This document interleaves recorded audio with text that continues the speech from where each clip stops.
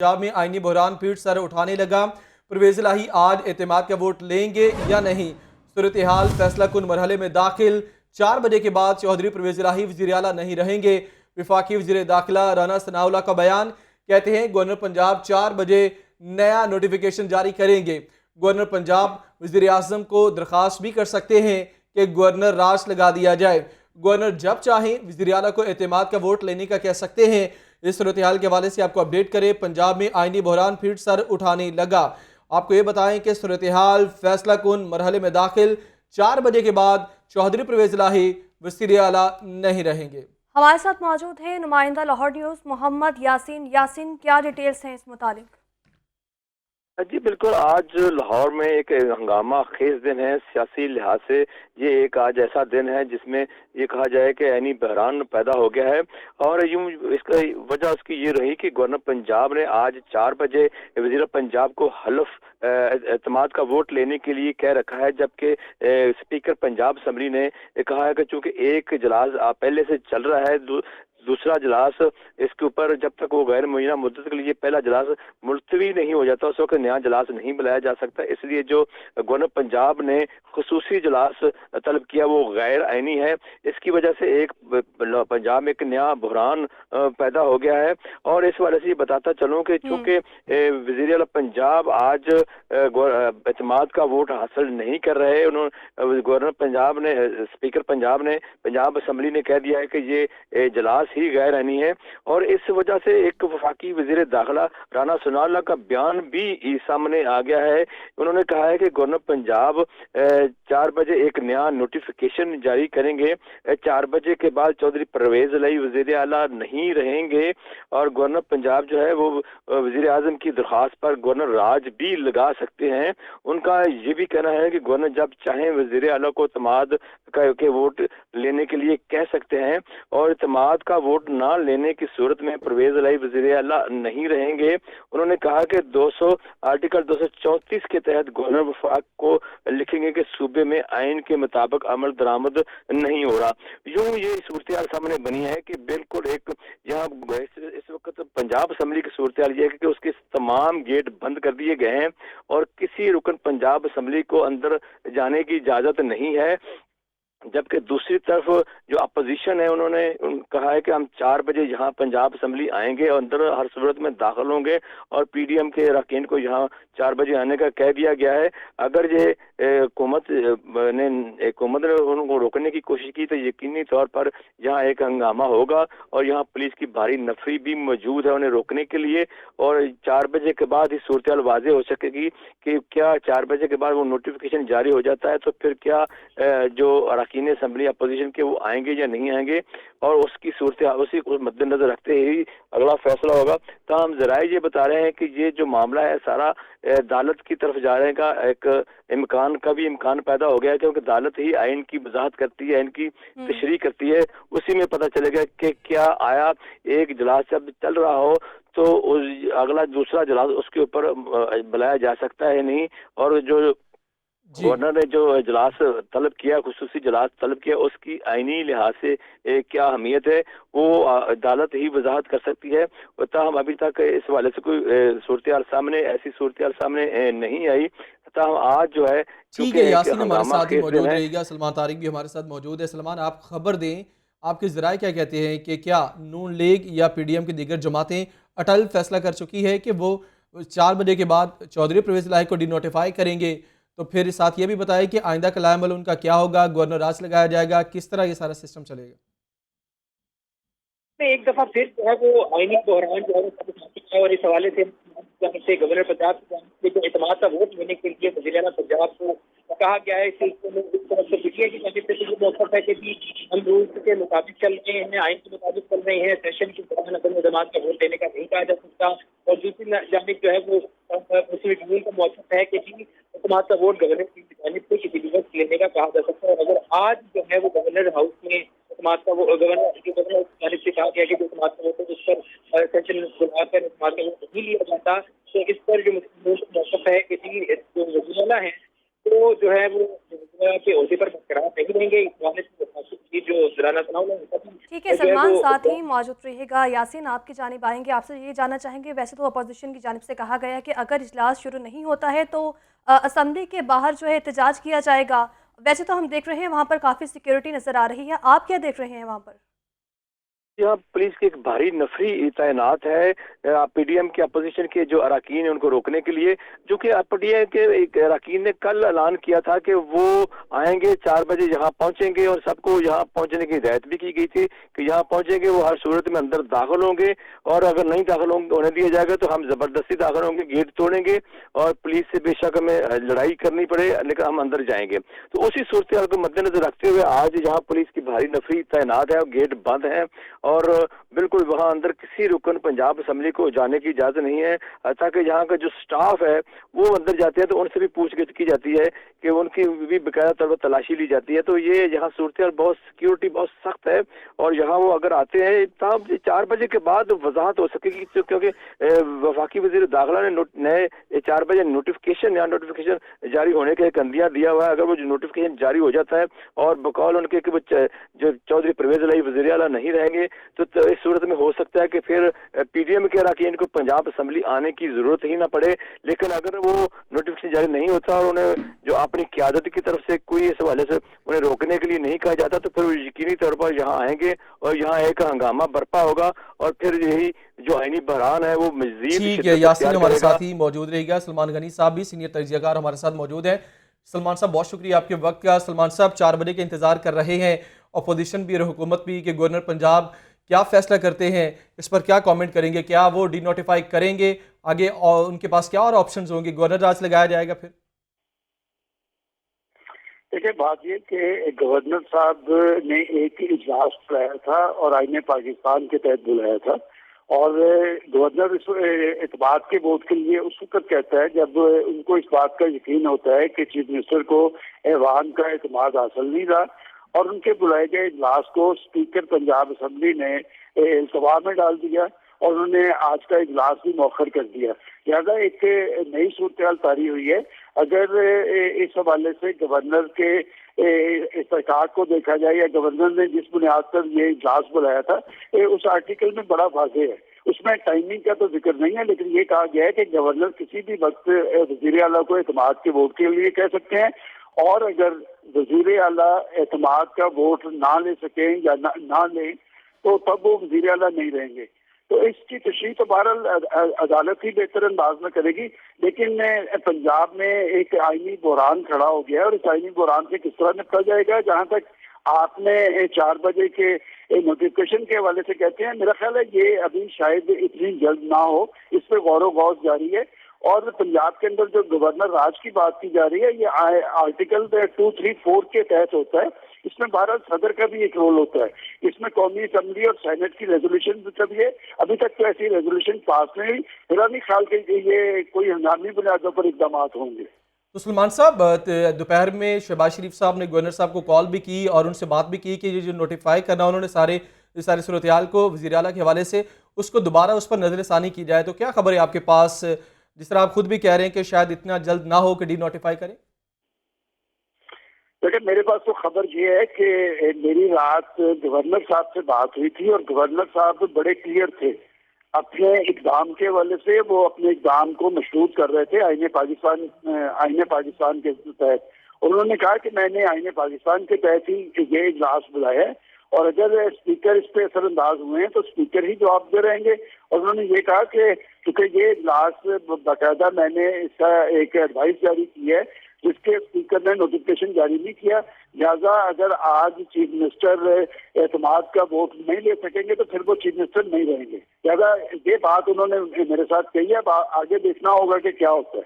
अच्छा सलमान साहब, ये भी बताएगा कि वज़ीर दाखिला राना सुनाला की जानिब से भी एक बयान दिया है। उन्होंने अपने बयान में कहा है कि गवर्नर पंजाब वज़ीर आज़म को दरख्वास्त भी कर सकते हैं कि गवर्नर राज लगा दिया जाए और गवर्नर जब चाहे वज़ीर आला को एतमाद का वोट लेने का भी कह सकते हैं। इस बयान पर क्या कहेंगे आप? लेकिन ये गवर्नर प्राइम मिनिस्टर के साथ इसमें प्रेसिडेंट हाउस का भी एक रोल है और क्या प्रेसिडेंट साहब ये जो एडवाइस है इसकी बुनियाद पर पंजाब के अंदर गवर्नर राज लगाने का नोटिफिकेशन जारी करेंगे? मेरा ख्याल ये बातें अभी जल्दी में हैं। लिहाजा आने वाले चंद घंटे बड़े इंपॉर्टेंट हैं और इसमें गवर्नर राज जो है वो पार्लियामेंट की रेजोल्यूशन से मशरूत है। जी बिल्कुल। अभी क्या वहां पर कोई रेजोल्यूशन पास होगी या अभी तक तो चूंकि नहीं हुई, अभी तक फिलहाल हम ये नहीं कह सकते कि पंजाब के अंदर गवर्नर राज का निफाज हो सकेगा। अच्छा सलमान साहब, अगर हम मौजूदा हालात की बात करें, पूरे मुल्क की बात करें या पंजाब की, पहले पंजाब में आपके सामने बड़ा आइनी बहरान रहा, तो क्या आज जो सूरत हाल बनी हुई है इसमें काफिले का रोल कितना है, खासतौर पर चौधरी परवेज इलाही, मोनिस इलाही के या दीगर उनके जो साथी उनकी बात करें, क्योंकि उन्होंने पहले कहा कि इमरान खान के सपोर्ट से सब कुछ कर दिया कि वो अगर तोड़ना चाहें तो वो उनका जो ऑर्डर है वो ये मानेंगे। फिर जिस तरह आपके सामने सूरत हाल ये बनी कि फिर तहरीक अदम एतमाद आती है, फिर इंटरव्यू आता है चौधरी परवेज इलाही का, तो आप क्या समझते हैं कि क्या ये इरादतन ही सब कुछ हुआ? देखिए, एक बात तो बड़ी वाज़ेह है कि पंजाब के चीफ मिनिस्टर चौधरी परवेज इलाही साहब असेंबली तोड़ना नहीं चाहते और इसमें भी कोई दो आरा नहीं कि सिर्फ अपोजिशन नहीं बल्कि एक बड़ी तादाद में हुकूमती अरकान और उनके वज़रा भी असेंबली तोड़ने के खिलाफ हैं। अब असेंबली तोड़ने का इक़दाम तो खुद इमरान खान साहब का है और इमरान खान साहब ने इस हवाले से किसी से कोई मुशावरत नहीं की। अगर आप 25 तारीख को जब उन्होंने पिंडी मार्च किया था और उन्होंने 2 असेंबलियां तोड़ने का ऐलान किया था, तो तहरीके इंसाफ का कोई जिम्मेदार भी ये नहीं कह सकता कि उनसे मुशावरत की गई हो। लिहाजा पंजाब के अंदर इस वक्त जो तकसीम है वो अपोजिशन और हुकूमत के दरमियान नहीं थी, बल्कि ये तकसीम जो थी वो असेंबली जुड़ा रहने और असेंबली तोड़ने वालों के हवाले से थी। और पंजाब के चीफ मिनिस्टर बड़े वाज़ेह अंदाज में ये कहते नजर आ रहे थे कि अगर असेंबली तोड़ी गई तो इससे स्टॉक एक्सचेंज बैठ जाएगा, इससे मुआशरत पर बुरे असरात होंगे और मुल्क में इस्तेहकाम से दो चार होगा। उन्होंने तो यहाँ तक कहा था कि 99% अरकान असेंबली असेंबली तोड़ने के खिलाफ है, लेकिन इमरान खान साहब ने उनकी नहीं सुनी और उन्होंने कहा कि नहीं, मैं हर कीमत पे 23 दिसंबर को असेंबलियां तोड़ दूंगा। मेरे ख्याल असेंबलियों के ऊपर जो लटकती तलवार थी वो खतरा तो टल चुका है, क्योंकि ये मामला अब एतमाद और अदम एतमाद तक आ गया और अब बात इससे आगे की तरफ जा रही है। लिहाजा मेरे ख्याल इमरान खान साहब के पास जो आखिरी ऑप्शन था वो भी लगता है कि वो नतीजा खेज नहीं हुआ। तो सलमान साहब, आप इस पर भी कमेंट कीजिएगा। एक तो यह है कि अगर गवर्नर राज की सूरत में या तहरीक अदम एतमाद की सूरत में या एतमाद के वोट की सूरत में यहाँ पर पाकिस्तान तहरीक इंसाफ और काफिले की हुकूमत चली जाती है, तो कितना सियासी नुकसान होगा उनको? इसका नुकसान तहरीक इंसाफ या काफिले को होगा ये तो आने वाले वक्त में पता चलेगा। अलबत्ता हुकूमत जो ये चाहती थी कि असेंबली कायम रहे और उनका मौक़िफ़ ये था कि 2 सूबों की असेंबलियां टूटने से यकीनन जो जमहूरी सिस्टम है वो गैर मुस्तहकम होगा। और मैं ज़ाती तौर पर भी समझता हूँ कि अगर असेंबलियां टूटने का सिलसिला शुरू हो गया तो फिर ये सिस्टम मुस्तहकम नहीं रह पाएगा और उसका सियासी हल यही होगा कि फिर कबल इंतखाबात की तरफ बढ़ना होगा। लिहाजा मेरा नहीं ख्याल कि हुकूमत इस वक्त में कोई ऐसा इकदाम करेगी जो आइन से मावरा होगा। वैसे तो गवर्नर राज का इकदाम भी आइन के मुताबिक है। लिहाजा ये दोनों पार्टीज को सारी सूरत हाल पर नजर रखनी होगी और देखना ये होगा, दोनों पार्टीज को सारी सूरत हाल पर नजर रखनी होगी। सलमान गनी साहब, बहुत शुक्रिया आपका। हमारे नुमाइंदे मोहम्मद यासीन भी हमारे साथ मौजूद थे, सलमान तारिक भी मौजूद थे, आपका भी शुक्रिया। आपसे मज़ीद इस बारे मालूमात लेते रहेंगे। बराह रास्त से चलेंगे आपको तर्जुमान पंजाब हुकूमत मुसर्रत जमशेद चीमा सलमान पार्क में मीडिया से गुफ्तगू कर रही हैं। के बाद सारी बहनों का बहुत ज़्यादा कंसर्न था, खान साहब के लिए फ़िक्रमंद थी, तो बड़े माशाल्लाह खान साहब ने बहुत ज़्यादा टाइम दिया है। बाय द वे हमारी जितनी भी फीमेल MPs थी, कोई 1.5 घंटे से ज़्यादा हमारी मीटिंग चली है। उसमें बहुत जो पॉलिटिकल डिस्कशंस, बड़ा वैल्यूएबल फीडबैक तो इन लोगों ने दिया, लेकिन उसमें मीटिंग में कुछ होशरुबा इंफॉर्मेशन भी चेयरमैन साहब से शेयर की गई है। तो मैं ये मुनासिब समझती हूँ कि मैं मीडिया के तवस्सुस से वो मुक़्तदिर हल्के और वो लोग जो मैटर करते हैं, मैं उनसे 2-3 सवाल पूछना चाहती हूँ। हमें ये कन्वे किया गया था और ये बड़ी खुशाइंद बात थी, जिसमें पाकिस्तानी 22 करोड़ 75 लाख अवाम के अंदर एक उम्मीद और खुशी की लहर दौड़ गई थी। LDA से खबर शामिल करेंगे। LDA इंतजामिया का डेवलपमेंट चार्जेस के हसूल के लिए अनोखा फार्मूला। LDA सिटी स्कीम में डेवलपमेंट के PC1 में ताख़ीर का खमियाजा प्लॉट होल्डर्स को भुगतना पड़ेगा। तीसरी कुरानंदाजी के प्लॉट होल्डर्स के डेवलपमेंट चार्जेस डबल कर दिए गए। पहली और दूसरी कुरानंदाजी में 5 मरला के डेवलपमेंट चार्जेस 4 लाख रुपए, जबकि तीसरी कुरानंदाजी में डेवलपमेंट चार्जेस 8 लाख रुपए कर दिए गए। इस पर बात कर लेते हैं जैनुल आबदीन से। जी जैन। की हाउसिंग स्कीम मंसूबा में एलडीए इंतजामिया की मुबैना गफलत और कोताही का खमियाजा अवाम को भुगतना पड़ेगा। एलडीए इंतजामिया ने डेवलपमेंट चार्जेस के असूल के लिए अनोखा फार्मूला अपना लिया है। स्कीम की पहली और दूसरी कुरानदाजी और तीसरी कुरानदाजी के प्लॉट होल्डर्स के लिए अलग-अलग जो डेवलपमेंट चार्जेस हैं उनको मुख्तस किया गया है। इस तरह स्कीम में डेवलपमेंट के लिए बनाए गए PC1 में जो तखीर है उसका खमियाजा प्लॉट जो होल्डर्स हैं उनको भुगतना पड़ रहा है। एक साल कबल कुरानदाजी के बावजूद एलडीए के शोबा इंजीनियरिंग की जानिब से PC1 बनाने में मुबैना तखीर बरती गई, जिसकी वजह से जो डेवलपमेंट चार्जेस हैं उसमें मुबैना तौर पर इजाफा हुआ। अब एलडीए सिटी स्कीम की तीसरी कुरानदाजी के जो प्लॉट होल्डर्स हैं उनके डेवलपमेंट चार्जेस को डबल कर दिया गया है। जो हकायक मंजर आम पर आए हैं उसके मुताबिक पहली और दूसरी कुरानदाजी में 5 मरले के डेवलपमेंट चार्जेस 4 लाख रुपए थे, ताहम अब तीसरी कुरानदाजी में 5 मरले के लिए डेवलपमेंट चार्जेस 8 लाख रुपए कर दिए गए हैं। इस तरह तरक्याती कामों और PC1 में तखीर का खमियाजा इन प्लॉट होल्डर्स को भुगतना पड़ रहा है। इसके अलावा PC1 में डेवलपमेंट चार्जेस का जो तखमीना लगाया गया है वो दीगर सोसाइटियों की निस्बत खासा ज्यादा है। इस तरह ये PC1 में जो डेवलपमेंट चार्जेस बढ़े हैं, एक तो प्लॉट होल्डर्स से उससे मुतासिर होंगे, दूसरा ये सरकारी खजाने पर भी भारी पड़ेगा। शुक्रिया जैन, आपने तफसीलन अपडेट किया।